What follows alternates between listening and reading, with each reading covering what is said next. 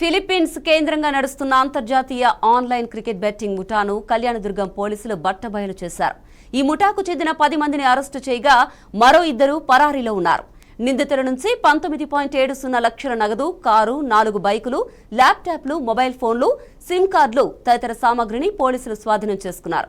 అదేవిధంగా 9 బ్యాంకుల్లో ఉన్న 18.20 లక్షల నిధులను ఫ్రీజ్ చేశామని పోలీసులు తెలిపారు.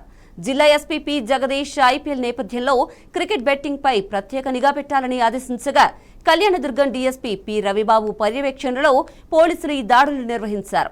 బెట్టింగ్ వంటి అక్రమ కార్యకలాపాల్లో పాల్గొంటే చట్టపరంగా కఠిన చర్యలు తీసుకుంటామని ఎస్పీ హెచ్చరించారు. రాయలసీమ రీజన్ అతనే, బట్ ఫిలిప్పైన్స్లో ఉంటాడు. సో వీళ్ళు అందరూ కలిపి ఆపరేట్ చేస్తారు.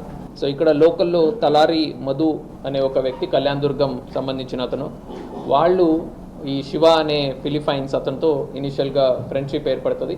సో దాంట్లో శివ అనే అతను మీరు బెట్టింగ్ నడిపిస్తే, బెట్టింగ్ నడిచిన దాంట్లో వచ్చినటువంటి ప్రాఫిట్లో 60% మాకు, 40% మీకు ఇవ్వడం జరుగుతుంది అని వాళ్ళ మధ్యన ఒక కాన్వర్జేషన్ జరిపి దాని బేసిస్ మీద మధు అనే అతను ఇక్కడ లోకల్స్ దగ్గర SIM cards, passbooks, bank accounts create చేసి దానికి సంబంధించిన ఏటీఎం కార్డ్స్, పాస్బుక్స్ ఇవన్నీ కూడా ఈ కార్గో ప్యాంట్స్ వస్తాయి. ఆ కార్గో ప్యాంట్స్ ద్వారా ఇవి అన్నీ కూడా ఫిలిప్పైన్స్కి పంపించడం జరుగుతుంది. సో దాని భాగంగానే మనము ఒక 15 సిమ్ కార్డ్స్, కొన్ని cheque books and ATM cards కూడా మనం ఈరోజు సీజ్ చేసి ఉన్నాము.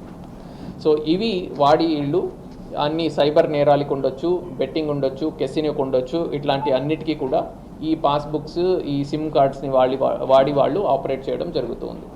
ఈ శివ అనే అతను ఈ డ్రీమ్ ప్లే 1 ఏముంది, ఈ యాప్ సంబంధించి లింక్స్ అది పంపిస్తాడు. సబ్సిక్వెంట్గా మధు అనే అతను మిగతా లోకల్లీ ఉన్నటువంటి హెడ్స్కి వాళ్ళకి లింక్స్, పాస్వర్డ్స్ ఇవన్నీ కూడా డీటెయిల్స్ వాళ్ళకి కమ్యూనికేట్ చేయడం జరుగుతుంది.